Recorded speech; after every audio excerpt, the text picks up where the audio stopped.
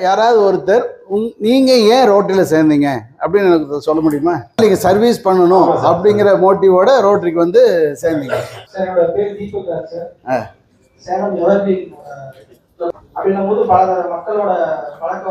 பல மக்களோட கான்டாக்ட் தேவைப்படுது. ஒரு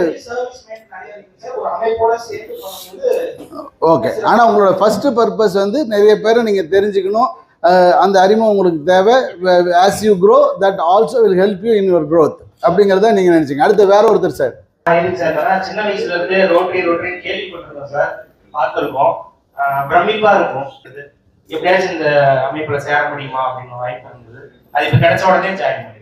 இப்போ ரோட்டரியோட பிரம்மாண்டத்தை பார்த்து இன்ஸ்பயர் ஆகி Rotary inspired you to join rotary.